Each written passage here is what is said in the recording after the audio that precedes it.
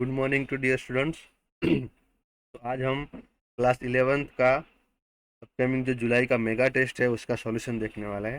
तो स्टार्ट करते हैं क्वेश्चन नंबर 51 से मैथमेटिक्स में। तो पहला क्वेश्चन हमें दिया हुआ है कि z is a set of integers और सेट ए मुझे एक दिया हुआ है। ओके स्टूडेंट्स, तो इसके बाद हमें क्या करना है, सेट ए एक दिया है यहाँ पे और दूसरा सेट दिया है मुझे सेट बी, और नंबर ऑफ रिलेशन मुझे फाइंड करने हैं ए टू बी के। ओके, तो यहाँ पे हमें क्या करना है कि सबसे पहले सेट यहाँ पे कैलकुलेशन किया कि सेट ए के लिए कैलकुलेशन की मैंने कि देखो किसी भी आप देखो कि ए की पावर बी इक्वल टू 1 होता है अगर, इस केस में आप क्या कर सकते हैं, एक मिनट स्टूडेंट्स, अगर ऐसा होता है तो इसके ऊपर से आप दो केस ले सकते हैं। क्या कि पहला केस तो ये हो सकता है कि या तो आपका ए जो है वो ही 1 हो जाए। अगर ए 1 हो गया तो ए की कितनी भी पावर करोगे तो आप वो 1 ही देगा।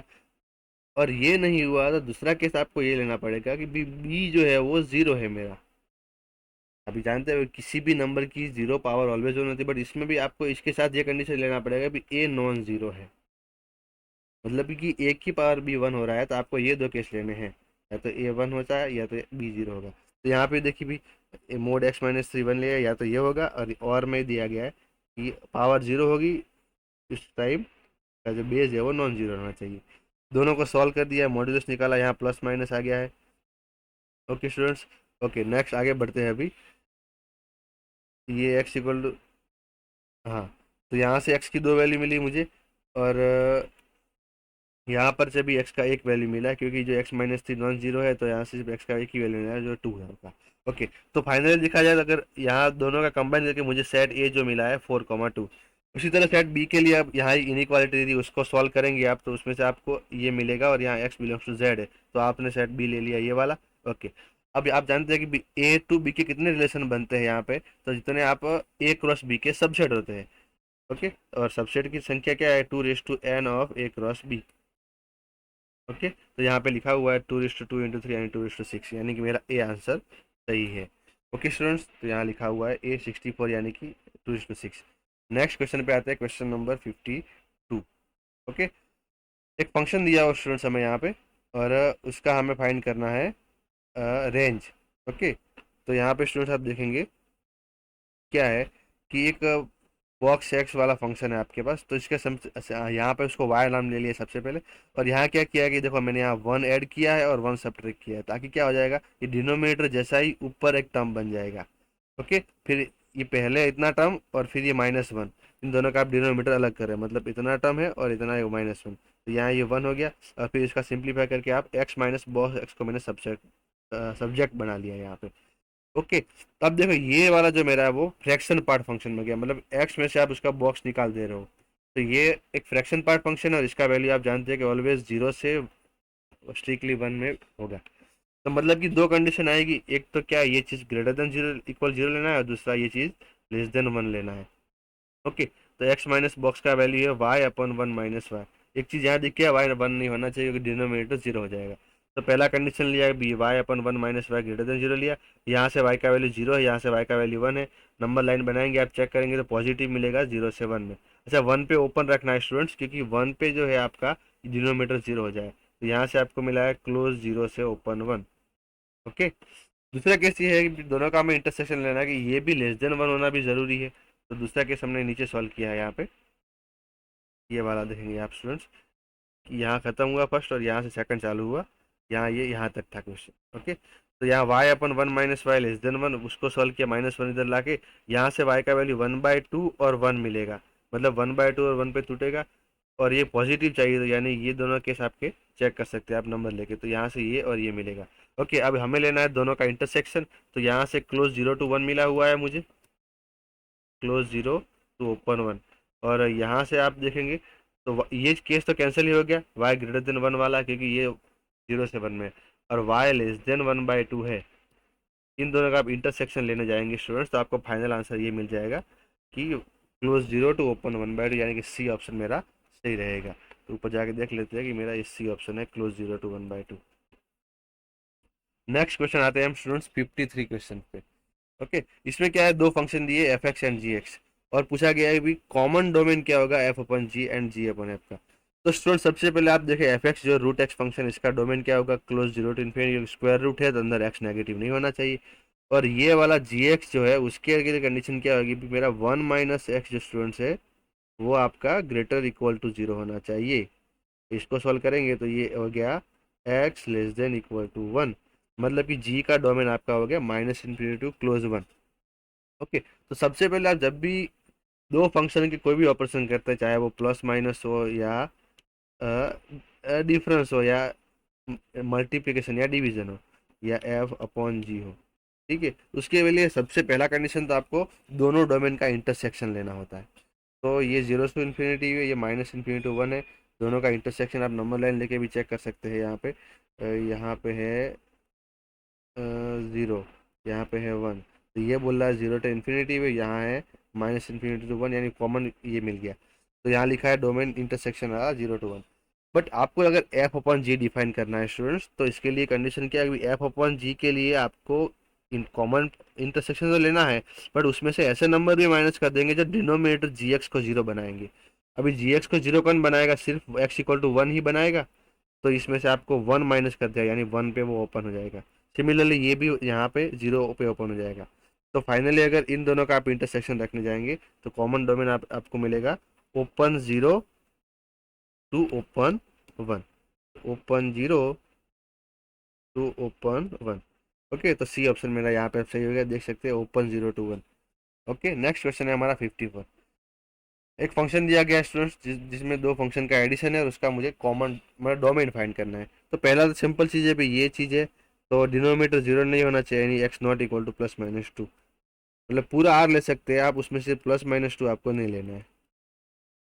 ओके, दूसरा फंक्शन है लॉगरिदमिक। अब लॉग का मेरे स्टूडेंट्स क्या प्रॉपर्टी होता है कि लॉग के अंदर वाला जो उसका होता है एंगल, वो जो ऑलवेज पॉजिटिव होना चाहिए, वरना हमारा लॉग डिफाइन नहीं होगा। तो हमने कंडीशन देख दी, x cube minus x positive है, इसके तीन फैक्टर निकाल दिए हमने यहाँ पे स्टूडेंट्स।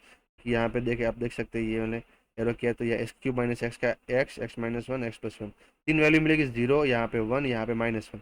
नंबर लाइन पे लगा दिए, चार टुकड़े हो गए इंटरवल के, एक दो तीन चार।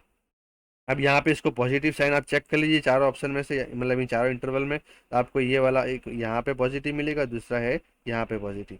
तो दोनों इंटरवल मैंने लिख दिए यहाँ पे। ओके स्टूडेंट्स, ओके, अब हमें जो दो फंक्शन का यहाँ पे एडिशन है स्टूडेंट्स, तो हमें दोनों का कॉमन लेना पड़ेगा। अब पहले वाले में बोल रहा है पूरा आर में से प्लस माइनस टू माइनस कर देना है, तो आप ये जो आपने मिला है इसमें से भी आप प्लस माइनस टू माइनस कर दीजिए। तो माइनस वन टू जीरो, तो उसमें प्लस माइनस टू आएगा नहीं, बट आप जीरो अगर वन से इन्फिनिटी लेते बीच में टू आ गया तो आपको टू निकालना पड़ेगा। तो आप क्या करेंगे, वन से इन्फिनिटी के दो टुकड़ा कर देंगे, एक वन से टू और फिर दूसरा आप टू से ओपन में चालू करेंगे, तो वो हो गया मेरा टू से इन्फिनिटी। ओके, तो आप यहाँ आंसर भी दे सकते हैं कि सिर्फ टू की वजह से यहाँ पे इस इंटरवल के दो टुकड़े कर दिए, तो सी ऑप्शन आपका सही है, minus one to zero, one to two union two to infinity. Okay students, next question पे आते हैं 55। एक फंक्शन के लिए एक प्रॉपर्टी दिया गया है कि F of X plus Y equal to F X plus F Y है। ओके स्टूडेंट्स, ओके, और एफ ऑफ वन मुझे सेवन दिया है और मुझे एक sigma R run from one to N F of R find करना है। तो इसका प्रॉपर्टी स्टूडेंट्स बहुत ही इंटरेस्टिंग है, F of X plus Y equal to F X plus F Y. Okay, अब इसमें आप देखो ध्यान से कि क्या करना है मुझे, कि एफ ऑफ टू फाइंड कर, एफ ऑफ वन तो सेवन दिया हुआ है आपको, एक मिनट, एफ ऑफ वन आपको यहाँ सेवन दिया मैंने। अब आपको two F of two find करना है स्टूडेंट्स। अब ध्यान से देखिए कैसे आया ये, तो आप इस फॉर्मूले में एक्स की जगह वन और वाई की जगह वन रख लीजिए, तो एफ ऑफ टू मिल गया। तो F of one plus F of one यानी टू टाइम एफ वन हो गया। अब एफ थ्री के लिए क्या करना है स्टूडेंट, तो देखो सबसे पहले आप थ्री का आपको कैलकुलेशन दिखाया हुआ है कि एफ ऑफ थ्री जो है, ओके, उसमें हमने ये मैं एक्स की जगह टू और वाई की जगह वन रख दिया। अब इसमें फिर से ये फॉर्मूला अप्लाई होगा, तो F of two plus F of one हो गया। अब एफ टू की जगह तो आप वापस टू टाइम एफ वन रख सकते हो और ये वन एफ ऑफ वन, तो फाइनल आंसर मेरा थ्री एफ वन। मतलब आप देख पा रहे हैं कि एफ टू जो टू एफ वन हुआ, F three three F one हुआ। इसी तरह आप अगर एफ फोर अगर फाइंड करेंगे तो आपको मिलेगा फोर इंटू एफ वन। तो कोई भी जनरल आप इससे आप बना सकते हैं। तो फाइनल इसका सिग्मा हमने रख दिया है कि R run from one to N F of R, यानी एफ वन से लेके एक्चुअली ये था एफ वन से लेके एफ एन का सम। तो F1 तो F1, अब F जब आप F2 लिखेंगे तो आप उसको 2 टाइम F1 लिख देंगे, एक्स्ट्रा यहाँ पे हमने बचाया है। और F3 को 3 टाइम F1, इसी तरह Fn को n टाइम Fn। ये आपने एग्जांपल देख लिया। ओके, F1 सब में से कॉमन निकाल लिया, ब्रैकेट में आया 1 to n का सम। ओके, और 1 to n का सम आपका होता है n into N plus one by two, और ये F1 का वैल्यू 7 क्वेश्चन में दिया हुआ था, तो यानी 7n n+1/2, यानी मेरा डिली आंसर हो जाएगा। ओके स्टूडेंट्स, आगे बढ़ते क्वेश्चन नंबर 56 पे। यहाँ पे एक रिलेशन दिया है मुझे सेट ए पे, जो मेरा है 3 6 9 12। चेक करना है रिफ्लेक्सिव, सिमेट्रिक और ट्रांजिटिव। तो आप देखेंगे सेट ए के 4 एलिमेंट है, 3 6 9 12, हर एक के लिए खुद के साथ रिलेशन यहाँ बन रहा है। मतलब कि for all A belongs to R, मतलब रिफ्लेक्सिव तो आपका हो गया। ओके, तो रिफ्लेक्सिव है मतलब आपका ए ऑप्शन के चांस हो सकते हैं, सी के भी हो सकते हैं, और डी के भी हो सकते हैं। मतलब अभी तो चारों हो सकते हैं। नेक्स्ट अब देखेंगे अब सिमेट्रिक का। तो सिमेट्रिक का स्टूडेंट देखेंगे तो यहाँ पे मैं लिखा है कि 6,12 आर में है आपका, बट उसका उल्टा 12,6 नहीं है, मतलब ये सिमेट्रिक नहीं होगा। सिमेट्रिक नहीं हुआ मतलब कि ए ऑप्शन गया, इक्विवेलेंस भी नहीं हो सकता क्योंकि इसके लिए तीनों होने चाहिए। अब रिफ्लेक्सिव और डी, इनमें से एक आंसर हो सकता है मेरा। तो स्टूडेंट देखिए अब ट्रांजिटिव ये होगा कैसे। तो देखो ये 12 से चालू होने वाला कोई दूसरा नहीं मिल रहा। ओके, 12 12 है तो 6 12 हो गया। 3 9 है तो 9 से चालू वाला कुछ नहीं है। 3 12 है फिर से नहीं। अब 3 6 है और 6 12 है, तो आपका 3 12 होना चाहिए, ये लिखा हमने। 3 12 तो है स्टूडेंट यहाँ पे, मतलब कि ये ट्रांजिटिव का प्रॉपर्टी भी होल्ड कर रहा है, मतलब कि ओनली रिफ्लेक्सिव एंड ट्रांजिटिव मेरा आंसर होगा, એટલે કે સ્વવાચક અને પારંપરિક। आना पछીનો प्रश्न, क्वेश्चन नंबर 57। इसमें एक फंक्शन दिया हुआ है जिसका मुझे डोमेन फाइंड करना है स्टूडेंट, ठीक है। ओके, तो डोमेन फाइंड करने के लिए हम क्या करेंगे, यहाँ पे स्टूडेंट्स एक फंक्शन है जिसमें सबसे पहले तो बॉक्स एक्स को हमने टी एज्यूम कर लिया है। अब देखो ये क्या स्क्वायर रूट के अंदर पॉलिनोमियल और डिनोमिनेटर में है, तो ये वाला चीज स्ट्रिक्टली पॉजिटिव आना चाहिए। इसको सॉल्व किया, क्वाड्रेटिक दो चीज मिला यहाँ से, और वापस बॉक्स एक्स रख दिया। अब यहाँ स्टूडेंट समझना है कि बॉक्स एक्स का वैल्यू लेस देन -3 है, ठीक है। तो सपोज आप माइनस बॉक्स एक्स का वैल्यू लेस देन -3, एक मिनट स्टूडेंट। तो बॉक्स एक्स जो होता है वो आपका ऑलवेज इंटीजर होता है। तो अगर लेस देन -3 है तो आप उसको -4 -5 ऐसे कुछ भी लिख सकते हैं। तो आपका एक्स क्या हुआ, अब देखो एक्स बॉक्स एक्स -4 कब मिलेगा, आप एक्स का वैल्यू अगर 3.1 भी लेंगे ना, तो आपको -3.1, उसका भी बॉक्स आपको -4 ही मिलने वाला है। तो मतलब एक्स आपका जो है वो, एक मिनट यहाँ लिख लेते हैं कि एक्स जो है वो अब -3 से छोटा होगा। -3 नहीं रख सकते क्योंकि -3 का बॉक्स -3 हो जाएगा, और वो आप यहाँ स्ट्रिक्टली इनइक्वालिटी। ओके ये, और दूसरा बॉक्स एक्स ग्रेटर देन 6, इस केस को देखा जाए तो आपको यहाँ से मिलेगा वैल्यू 7 से स्टार्ट होगा स्टूडेंट, 7 सॉरी 7 8 9 इस तरह से मिलेंगे। ओके, तो यहाँ पे स्टूडेंट्स क्या करेंगे कि अब देखो 7 है, 8 है, 9 इंटीजर वैल्यू ये सारी है, तो आपका जो एक्स है वो 7 या 7 से ही बड़ा होना चाहिए, तभी आपको इंटीजर पॉसिबल जो मिल जाएगा। तो यानी कि -∞ -3 यूनियन क्लोज इंटरवल से, क्योंकि 7 का भी बॉक्स 7 होता है और 7 इसके अंदर है, तो आप 7 के ऊपर क्लोज रखिए, यानी कि बी ऑप्शन मेरा यहाँ पे सही हो गया। आगे वाला क्वेश्चन है 58, बहुत ही इजी क्वेश्चन है। एक लीनियर एक्सप्रेशन दिया है f(x) ax + b, f(-1) 10 दिया है, तो -1 पुट करने से इक्वेशन बना लिया एक, दूसरा -4 रखने से 19 बना दिया। दोनों इक्वेशन सॉल्व किया, आपको ए बी मिल गया, और ए बी का वैल्यू f(x) में अंदर रख दिया, और फिर आपको f0 और f2 का सम करना है, f0 और f2। तो एक्स एक बार 0 रख दीजिए, 7 मिला, और 2 रखने से लिए आपको ये मिला, दोनों का सम करेंगे 8 मुझे आंसर, यानी कि बॉम्बे आंसर सही हो गया। ये तो बहुत इजी क्वेश्चन था। आगे बढ़ते हैं, एक पॉलिनोमियल दिया है 59 क्वेश्चन में, ये थोड़ा क्वाड्रेटिक का क्वेश्चन आपका हो गया। ओके, यहाँ पे रूट्स ऑफ द इक्वेशन की आपको इन्फॉर्मेशन मांगी है, और ये जो इक्वेशन है इसके कोएफिशिएंट ए बी सी, अच्छा ए बी सी यहाँ रेशनल नंबर है। ओके, इस क्वाड्रेटिक को मैंने इस तरह लिख दिया, ax² + bx + c = 0। आप देख सकते हैं कि एक कंपेयर करेंगे क्या, बी क्या होगा और सी क्या होगा। ओके, तो स्टूडेंट सबसे पहले ये देखो इसके रूट्स कैसे होंगे ना, वो हमें मेरा डिस्क्रिमिनेंट बताएगा। ओके, तो सबसे पहले यहाँ डिस्क्रिमिनेंट डिफाइन किया है b² - 4ac। देखो ये वाला मतलब b² - 4, इसका थोड़ा सिंप्लीफाई करेंगे आपको, तो इस तरह से आपको ये टर्म दिखा जाएगा। सिंप्लीफिकेशन देख ले आप कैसे हो, a + b + c का होल स्क्वायर फॉर्मूला ला और यहाँ मल्टीप्लाई किया है। तो ये जो आपको डी मिला है आपको स्टूडेंट परफेक्ट स्क्वायर मिला है। और क्योंकि आपके ये small A B C rational numbers है, तो उनका linear combination capital A B C भी मेरा रेशनल नंबर हो जाएगा। मतलब कि क्वाड्रेटिक जो है आपका कोएफिशिएंट रेशनल नंबर है, और मेरा डिस्क्रिमिनेंट परफेक्ट स्क्वायर है। मतलब मैं कह सकता हूँ कि रूट्स आर ऑलवेज रेशनल, क्योंकि ये नोट्स में आप पढ़ चुके हैं। तो यहाँ के दोनों रूट्स जो है वो रेशनल होंगे, क्योंकि डी परफेक्ट स्क्वायर है और आपके कोएफिशिएंट जो है रेशनल नंबर्स है। Next question 60। अल्फा बीटा जो इस इक्वेशन के रूट से, alpha cube plus beta cube find करना है। अच्छा, रूट है तो अल्फा प्लस बीटा आपको मिल गया माइनस बी अपॉन है alpha into beta C upon है। अच्छा, alpha cube plus beta cube, इसमें आपको ये फॉर्मूला इस्तेमाल करना है भी, अल्फा प्लस बीटा का होल क्यूब जो होता है स्टूडेंट्स क्या होता है, alpha cube plus beta cube के plus 3 alpha beta into bracket में अल्फा प्लस बीटा। इसमें से आपने इसको सब्जेक्ट बना लिया है, तो यहाँ से ये फॉर्मूला का आप ये फॉर्मूला बन गया, इन इस टर्म को आपने माइनस में भेज दिया, ये वाला term. Okay, alpha plus beta है जानते हैं, अल्फा इंटू बीटा भी जानते हैं और अल्फा प्लस बीटा जानते हैं, वैल्यू सिंप्लीफाई आप कर सकते हैं, मुझे 52 यानी बॉम्बे आंसर मिलेगा। ओके, नेक्स्ट क्वेश्चन आया 61। ओके, लॉगरिथमिक क्वाड्रेटिक क्वेश्चन है स्टूडेंट्स। तो क्या करना है इसमें हमें, देखो सबसे पहले हमने क्या किया है कि इनइक्वालिटी में एक्स कहाँ हो सकता है। ओके, तो इनइक्वालिटी लिख दिया सबसे पहले हमने यहाँ पे, ये वाला। अब क्या करते हैं, देखो यहाँ स्टूडेंट में 0.5 दिया है आपको, ठीक है, यहाँ कैलकुलेशन दिखाया 0.5 यानी 1/2 यानी 2 की इनवर्स। ओके, तो इसमें दो केस में काम करेंगे। पहला तो मैं इसको सॉल्व करना चालू करता है, 2 इनवर्स है और इसका -1 आगे 1 अपन डिवाइड में आ जाता है, या माइनस बाहर आ गया, इसका भी 2 इनवर्स का माइनस बाहर आ गया। ओके, अब इसके बाद आगे देखो स्टूडेंट्स, तो ये लॉग, एक मिनट, हाँ यहाँ पे देखो log 2 है, ये log 5 अक्सर में, अच्छा log 1 का वैल्यू 0 होता है, वो रख दिया मैंने यहाँ पे। ओके। ओके, अब ये log 2 को आप एक्सपोनेंशियल से सामने ले जाएंगे, वो तो सामने वाला 2 की पावर में चला जाएगा, तो रख दिया है यहाँ पे, और 2 की पावर 0 यानी 1 हो गया। ओके, नेक्स्ट स्टेप में आप करेंगे, तो अब log 5 को भी सामने ले गए तो वो 5 की पावर में चला जाएगा, यानी 5 की, ये देखो यहाँ समझना आपके 2:0 जो है वो 1 के बराबर है। ओके, तो 5 की 1 पावर यानी 5 हो गया, -4 को सामने भेज दिया, तो x2 <9 यानी -3 से 3 में मेरा x मिल गया है।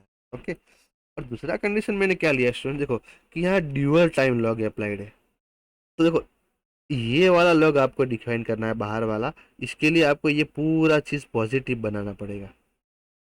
ओके, जो मैंने राउंड किया है, अब ये चीज़ पॉजिटिव है स्टूडेंट आपका, तो लॉग का बेस है आपका 5, 5 यानी कि a <1 है। इस केस में आपका जो अंदर वाला ये चीज़ है वो ग्रेटर देन 1 होना चाहिए, यानी कि x² - 4 > 1, यानी कि आप इसको 1 से बड़ा रखेंगे तभी इस पूरे का आंसर आपको पॉजिटिव मिलेगा, और ये पॉजिटिव है तो आपका बाहर वाला लॉग भी डिफाइन होगा। मतलब ये दोनों लॉग डिफाइन हो, उसके लिए कॉमन कंडीशन है कि x² - 4 < 1।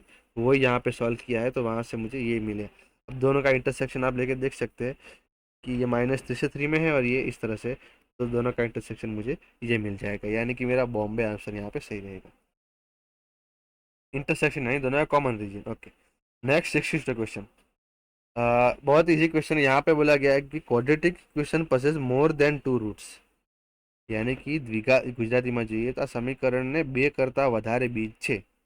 હવે બે करता વધારે बीच है, जब मोर देन 2 रूट होंगे मतलब कि इनफाइनाइट रूट हो गया, मतलब कि एक आइडेंटिटी बन जाएगा, और आइडेंटिटी बनना है तो इसके तीनों कोएफिशिएंट जो मेरे स्टूडेंट 0 हो जाएंगे। तो तीनों कोएफिशिएंट को 0 लेके तीनों क्वाड्रेटिक सॉल्व कर दिए। अब तीनों को 0 बनाने वाला मतलब तीनों का कॉमन जो रूट है वो 1 है, मतलब p = 1 पॉसिबल है, यानी कि 1 वैल्यू आपको मिलेगा, तो बॉम्बे मेरा आंसर यहाँ पे हो जाएगा। तो यहाँ पे आपको ये चीज़ याद रखनी है कि जब भी किसी भी क्वाड्रेटिक के 2 से ज़्यादा रूट होंगे, तो उस केस में आपको स्टूडेंट्स जो है उसके रूट्स इनफाइनाइट होंगे हम कह सकते हैं, और उस केस में आप जो है अ, उसके तीनों कोएफिशिएंट 0 लेंगे। ओके, एक मिनट स्टूडेंट।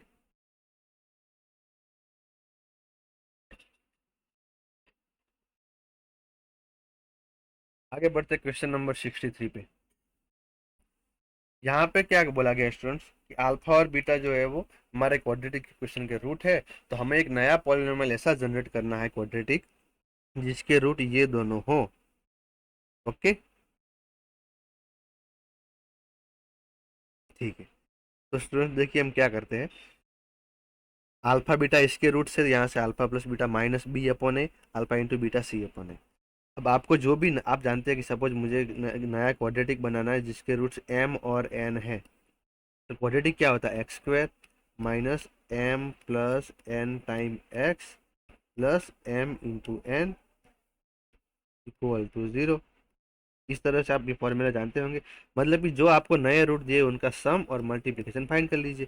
तो पहले मैंने उसका सम फाइंड कर लिया यहाँ क्रॉस मल्टीप्लाई करके, और यहाँ इन दोनों का यूज होगा, देख सकते हैं आप, उससे ये मुझे मिल गया सम, और यहाँ पे मल्टीप्लिकेशन ये मिल गया, और ये वाला फॉर्मूला आप यहाँ अप्लाई करेंगे तो यहाँ पे ये फॉर्मूला लगा है, दोनों का सम और दोनों का मल्टीप्लिकेशन। 11 एलसीएम लेंगे तो आपको फाइनल ये आंसर मिल जाएगा, यानी कि मेरा दिल्ली ऑप्शन यहाँ पे सही रहेगा। 11x², सॉरी दिल्ली नहीं स्टूडेंट्स, यहाँ पे मेरा एक मिनट, बॉम्बे आंसर सही रहेगा क्योंकि बीच में प्लस रखना है मुझे। ठीक है, तो 11x² plus 10x plus 1 equal to 0। आगे बढ़ते क्वेश्चन नंबर 64 पे। इस क्वाड्रेटिक दिया है। ओके स्टूडेंट्स, ये जो हमारा लोकेशन ऑफ रूट का क्वेश्चन हो गया, रिकॉल करते हैं। ये दोनों रूट है मेरे, बोला गया બંને both roots are less than 3। ગુજરાતીમાં બંને બીજ 3 થી નાના છે, मतलब કે તમારો 3 અહીંયા હશે, ગ્રાફ આમ જશે। ઓકે, તો 3 कंडीशन स्टूडेंट શું થઈ શકે અહીંયા, એટલે 3 कंडीशन। तो पहला कंडीशन तो देखिए आप, इसका डिस्क्रिमिनेंट ऐसा भी हो सकता है, या तो आप ऐसा भी बना सकते, सॉरी ये वाला ऐसा क्वाड्रेटिक बनेगा, यानी एक पॉइंट पे एक रूट हो। तो पहला कंडीशन तो क्या है कि डी ग्रेटर देन इक्वल 0 ले सकते हैं आप। दूसरा कंडीशन लाइन ऑफ सिमेट्री जो ऑलवेज 3 से छोटा होगा, यानी ये हो गया। और एफ ऑफ 3 पॉजिटिव, आप देख पा रहे हैं दोनों का अपवर्ड ग्राफ होगा, 3 के ऊपर वैल्यू है। तो तीन डी ग्रेटर देन 0 सॉल्व किया आपने यहाँ पे, b² माइनस 4ac, तो उससे आपको ये मिला है, माइनस यहाँ से ये मिल गया, और एफ ऑफ 3 ग्रेटर देन 0 लेंगे, वहाँ से ये चीज़ मिल जाएगा। तो इन तीनों का आप कॉमन इंटरसेक्शन लेने जाएंगे स्टूडेंट्स, तो आपको मिलेगा a लेस देन 2, यानी कि मेरा ए आंसर हो जाएगा। नेक्स्ट क्वेश्चन है 65। ओके स्टूडेंट्स, तो यहाँ पे क्या करना है हमें, देखिए एक क्वाड्रेटिक दिया गया है और थोड़ा अलग टाइप से है। क्वाड्रेटिक में एक्स² वाला टर्म डिवाइड में भी है, और इसके रियल सॉल्यूशन। तो देखो स्टूडेंट्स, ये आपको इसमें ये आइडेंटिटी रिकॉल करना है कि आप देखो भी x प्लस, इसी तरह देखेंगे कि 1/x, ये बीच में ये अवेलेबल है। आप इसका स्क्वायर करके देखिए आपको क्या मिलेगा, तो ये x² मिलेगा प्लस 1/x² मिलेगा, और 2ab, यानी वो तो 2 ही हो गया क्योंकि ये दोनों मल्टीप्लाई बन जाएंगे। तो इसमें से कैसे करते हैं स्टूडेंट, मैं इसको सब्जेक्ट बनाता हूँ, ये -2 हो जाएगा उधर जाके। तो थोड़ा यहाँ कम, मतलब डार्कनेस नहीं है, बट आप समझने की कोशिश करेंगे। तो ये मैंने लिखा है 3 टाइम, और इसका स्क्वायर -2। ओके, और ये तो एज इट इज रखा मैंने यहाँ पे। और फिर मैंने क्या देखो, ये पूरा x प्लस 1/x हर एक जगह दिखा है वेरिएबल, तो x प्लस 1/x को मैंने t नाम दे दिया। तो आप ये आप 3 अंदर मल्टीप्लाई कर दिया, तो 3t² minus 6 minus 2t plus 5 equal to 0। Quadratic को सॉल्व किया, t का 2 वैल्यू मिला 1 और -1/3। अब t तो आपका क्या है, x प्लस 1/x है। तो एक बार इसका वैल्यू 1 लेंगे, एक बार इसका वैल्यू -1/3 लेंगे। इससे आपने क्वाड्रेटिक जनरेट किया जो है। अब इसका डिस्क्रिमिनेंट आपको नेगेटिव मिल रहा है, मतलब यहाँ से आपको कोई रियल वैल्यू नहीं मिल सकती। सिमिलरली यहाँ से भी आपको सिंप्लीफाई करेंगे तो यहाँ से भी डिस्क्रिमिनेट नेगेटिव, मतलब यहाँ से भी कोई रियल वैल्यू नहीं मिल सकती है। मतलब कि x का रियल वैल्यू पॉसिबल नहीं है। और कॉम्प्लेक्स तो हम फाइंड करने जाएंगे नहीं, क्योंकि इन्होंने बोल दिया है कि मुझे रियल सॉल्यूशन ही चाहिए। मतलब रियल सॉल्यूशन जो है वो 0 होंगे, यानी बॉम्बे मेरा आंसर सही हो जाएगा। इसके रियल सॉल्यूशन मुझे नहीं मिलेंगे। ओके, नेक्स्ट क्वेश्चन है मेरा 66। 2 - √3 जो है ये भी इसका क्वाड्रेटिक का रूट है। तो आपको अगर एक चीज़ याद है स्टूडेंट्स, कि किसी भी क्वाड्रेटिक के जो इरेशनल रूट रहते हैं वो कॉन्जुगेट फॉर्म में होते हैं। मतलब कि अल्फा 2 - √3 है, तो बीटा को 2 + √3 ही लेना पड़ेगा हमें। अब ये दोनों इसके रूट मिल चुके हैं, एक बार अल्फा प्लस बीटा यानी -p हो गया, और अल्फा इंटू बीटा q होगा। दोनों सॉल्व करेंगे, आपको p और q मिल गया।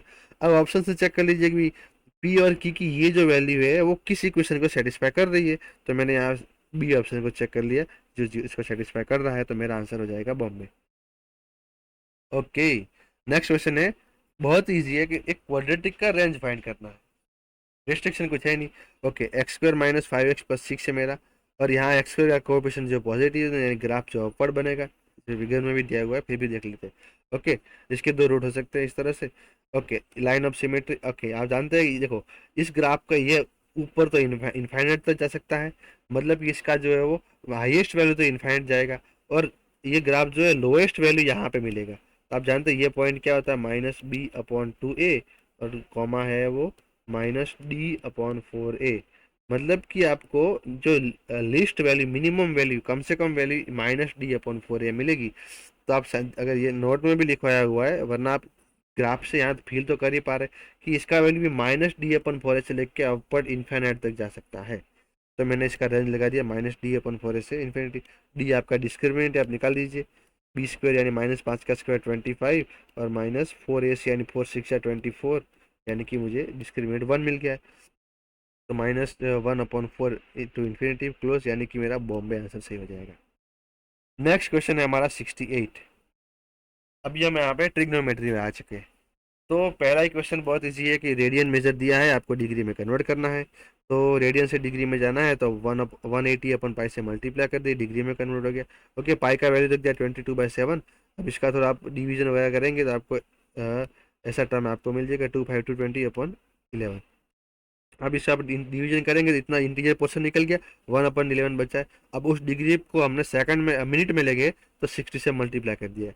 ओके, तब इसका भी आप 11 5 जा 55, मतलब 5 जो इंटीजर निकल जाएगा और रिमाइंडर 5 बचेगा, यानी कि 5 फिर से 11, और उसको सेकंड में ले जाने के लिए फिर से 60 से मल्टीप्लाई कर दिया है। तो फाइनली इसका भी approximately nearly equal to answer, क्योंकि इसका आपको एग्जैक्ट इंटीजर तो मिलेगा नहीं। यानी -229 डिग्री 5 मिनट और 27 सेकंड, यानी कि बॉम्बे मेरा आंसर यहाँ पे सही हो जाएगा। तो ये तो कन्वर्जन क्वेश्चन था, बहुत ईजी थे। ओके, नेक्स्ट क्वेश्चन है आपका स्टूडेंट्स, रेगुलर डेकागन। तो कोई भी रेगुलर पॉलीगॉन है आपका स्टूडेंट्स, तो आपको ये पता होना चाहिए कि उसके सारे एंगल, मतलब कोई भी पॉलीगॉन है उसके सारे एंगल का सम जो होता है वो n-2 टाइम 180 होता है। और आप जानते हैं अगर रेगुलर पॉलीगॉन है आपका स्टूडेंट्स तो उसके सारे एंगल के मेजरमेंट इक्वल होंगे, और उसके आपको एक एंगल फाइंड करना है तो आप n से डिवाइड कर दीजिए। मतलब ये हमारा जो है वो रेगुलर पॉलीगॉन का ईच एंगल हो गया। अब आपका डेकागोन है, गुजराती में होगा ये 10 कोण છે, मतलब कि एन ની वैल्यू हमारे यहाँ 10 रखवानी है। तो एन की वैल्यू 10 यहाँ पुट करी हमने, 10 पुट की यहाँ पे एन की वैल्यू, तो आपको ये मिल गया। डिग्री में इसको सॉल्व कर दीजिए। अब आंसर स्टूडेंट जो ग्रेड में लाना है, ये ध्यान रखिए 144 भी यहाँ ऑप्शन में है तो आप ना रखें, बट क्योंकि ग्रेड में लाना है तो आपको रिलेशन भी याद होना चाहिए कि डिग्री का d/90 equal to grade upon 100। आपको ग्रेड फाइंड करना है तो मतलब इस 100 से मल्टीप्लाई यहाँ कर दीजिए ऊपर, तो यानी 100 से मल्टीप्लाई और 90 से डिवाइड करिए, तो आपको ये 160 ग्रेड मिला, यानी बॉम्बे मेरा आंसर सही हो गया। ओके, नेक्स्ट क्वेश्चन है हमारा स्टूडेंट 70। एक ट्राइंगल दिया गया है, इसके तीनों एंगल्स मैंने यहाँ दिए। अब देखो स्टूडेंट, तीनों एंगल जो है वो अलग अलग सिस्टम में दिए। एक ग्रेड में दिया है, दूसरा डिग्री में दिया है, और तीसरा रेडियन में दिया है, और एक्स मुझे फाइंड करना है। तो अब स्टूडेंट्स जो इसके ट्रायंगल का बेसिक प्रॉपर्टी जानते हैं कि किसी भी ट्रायंगल के तीनों एंगल का सम जो है 180 डिग्री होता है। ओके, तो क्या करना है, ये तीनों जो एंगल आपके हैं उसको किसी भी एक मेजर में कन्वर्ट कर दीजिए, या तो तीनों रेडियन में ले जाइए या तो तीनों डिग्री में ले जाइए, जो आपको सही लगे। तो यहाँ पर हमने जो कैलकुलेशन किया है वो रेडियन में ले जाएगी, आप डिग्री में ले जाए करेंगे तो थोड़ा इजीली भी हो सकता है। तो यहाँ पे हम देखो रेडियन में ले जाना है, तो आपको रिलेशन याद होना चाहिए students, d/90 equal to gradian upon 100, और इक्वल टू जो है मेरा रेडियन अपॉन π/2, यानी कि π × 2। ओके, देखो पहला वाला ग्रेड में था, तो ग्रेड में से रेडियन में जाना है, यानी कि रेडियन को सब्जेक्ट बनाएंगे तो पाई ऊपर जाएगा और 2 डिवाइड में आएगा, यानी π/200 मल्टीप्लाई होगा रेडियन को, तो रेडियन चला गया। ओके, डिग्री वाला तो आप जानते होंगे स्टूडेंट, यहाँ मल्टीप्लाई है, ठीक है, इंटू, यहाँ मल्टीप्लाई किया हुआ है, थोड़ा कन्फ्यूजन हुआ क्वेश्चन। ओके, तो ये डिग्री में है तो डिग्री से आपको अगर रेडियन में जाना है तो ये तो डायरेक्टली भी आपको याद होना चाहिए, π/180 से मल्टीप्लाई करें तो रेडियन चला जाएगा, और लास्ट वाला रेडियन है उसको चेंज नहीं करेंगे। अब ये तीनों स्टूडेंट्स मेरे कैसे हो गए, रेडियन मेजर हो गए हैं। तब रेडियन में आप यूज करें तो तीनों एंगल का सम पाई होगा, यानी कि तीनों का सम पाई कर दिया है। फिर उसको थोड़ा आप सब में से पाई कॉमन निकल गया, और सिंप्लीफिकेशन करने के बाद मुझे एक्स का वैल्यू 40 मिल गया, यानी कि दिल्ली ऑप्शन मेरा सही हो जाएगा। ओके स्टूडेंट्स, आगे बढ़ते हैं क्वेश्चन नंबर 71 पे। यहाँ पे मुझे एक क्वेश्चन दिया गया है स्टूडेंट्स, ये भी थोड़ा ट्रिग्नोमेट्रिक आइडेंटिटी क्वेश्चन है कि आपको ये एक वैल्यू दिया है, इसका वैल्यू फाइंड करना है। तो ध्यान से अगर आप देखिए कि जब दिया है उसका डिनोमिनेटर है 1 + c, कॉस को मैं c लिख रहा हूँ कॉस अल्फा, और साइन को एस यानी साइन अल्फा, और जो लाना है ना मुझे, उसका जो न्यूमरेटर है उसके कॉस माइनस है और साइन प्लस है। यानी यहाँ माइनस है। तो मैं क्या किया, पहले इसको पीछे ले गया यहाँ से। देखो अब यहाँ देखिए स्टूडेंट्स, तो देखो साइन को और कॉस को आगे पीछे कर दिया। फिर यहाँ मैंने क्या किया, वो हम करते थे कि रेशनलाइज द डिनोमिनेटर। हाँ, ગુજરાતીમાં કહીએ છેદનું સમીકરણ કરવું, કરણી લીધી બરાબર ને। तो यहाँ यहाँ पर हमने क्या किया कि ये 1 + sin अल्फा पहला रखा और cos अल्फा दूसरा रखा। और फिर क्या किया कि इसको यहाँ प्लस की जगह माइनस लेके मल्टीप्लाई और डिवाइड कर दिया है, और इसका आंसर मुझे मिला है 3/4। ओके स्टूडेंट्स, तो यहाँ पर फिर क्या किया, मैंने मल्टीप्लाई किया, ये बाहर ही रखा है, और नीचे जो है वो मैंने ये वाला फॉर्मूला इस्तेमाल किया अभी, a² - b²। क्योंकि ये क्या होता है, a - b इंटू a+b, तो आप देखेंगे ये a+b ये प्लस बी, और ये a और माइनस बी, तो पहले का स्क्वायर माइनस दूसरे का स्क्वायर। ओके, तो इसे ये a+b का होल स्क्वायर भी एक्सपेंड कर दिया। अब देखो ये 1 जो है और माइनस cos स्क्वायर अल्फा है, तो वो साइन स्क्वायर अल्फा हो गया। तो 1 - cos स्क्वायर अल्फा यानी साइन स्क्वायर अल्फा, यानी एक साइन स्क्वायर अल्फा था, यानी यहाँ 2 टाइम्स साइन स्क्वायर अल्फा बन गया।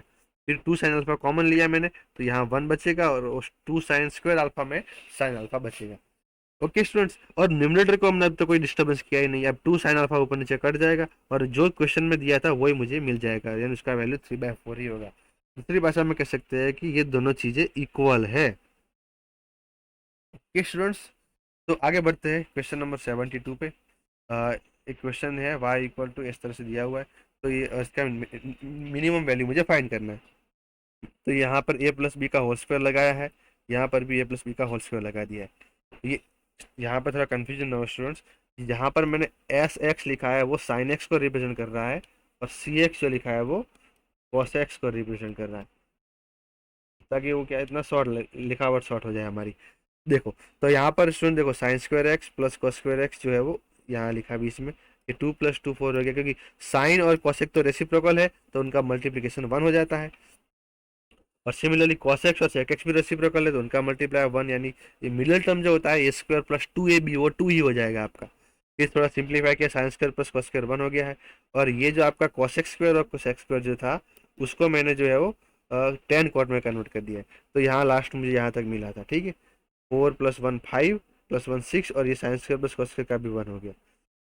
अब इसको क्या करता हूँ मैं, देखो मुझे चाहिए अभी मिनिमम वैल्यू, तो हो सके इतना मैं क्या करता हूँ, यहाँ tan² + cot² है ना, तो इसका मिडिल टर्म जो -2 10x cot x ये होता है -2 अभी चली, क्योंकि 10x cot x 1 हो जाएगा, तो उसको मैंने माइनस किया और पीछे प्लस कर दिया।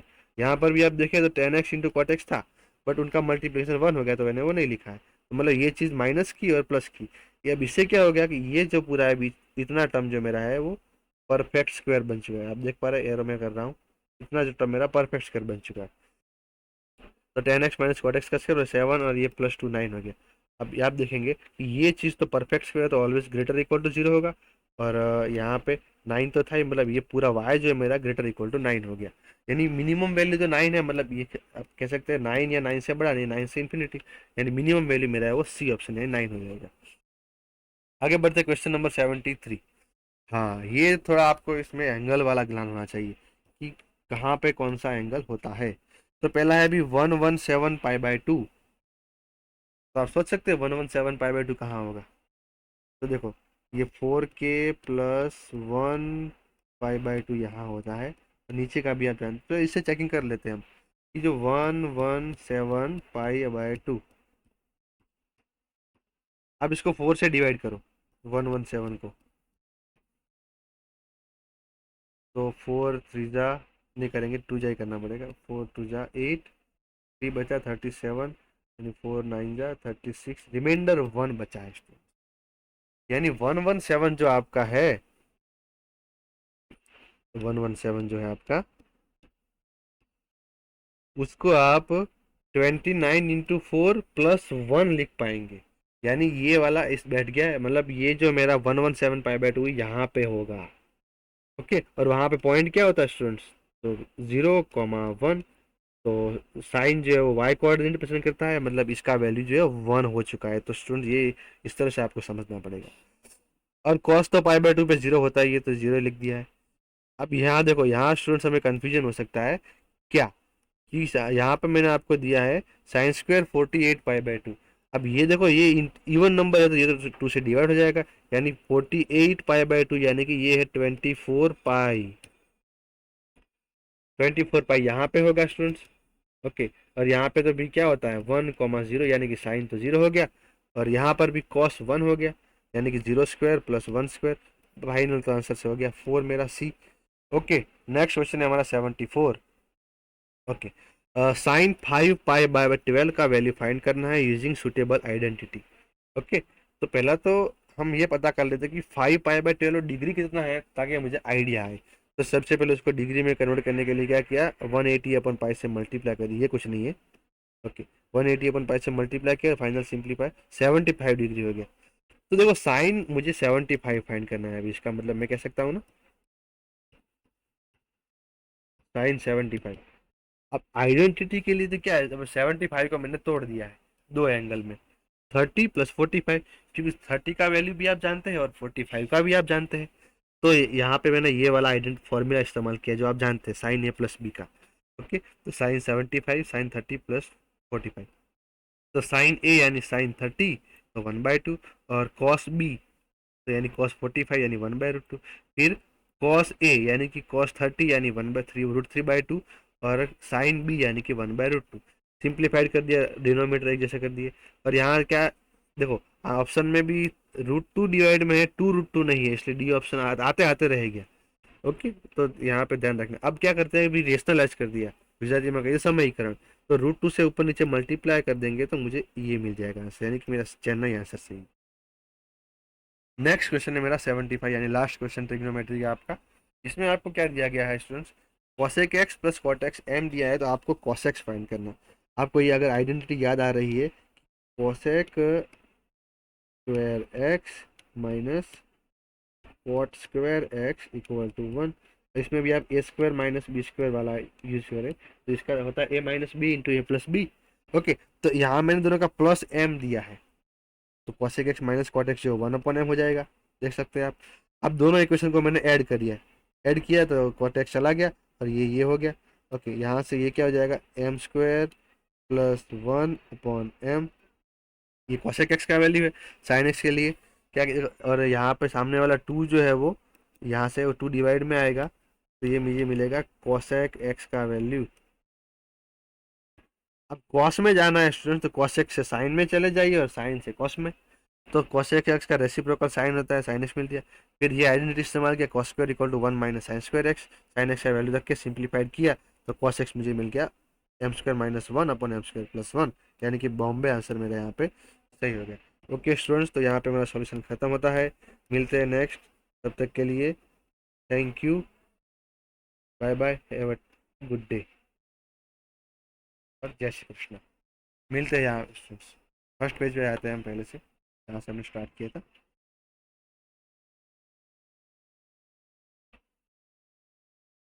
ओके, यहाँ पे हमारा सॉल्यूशन जो स्टूडेंट्स खत्म होता है।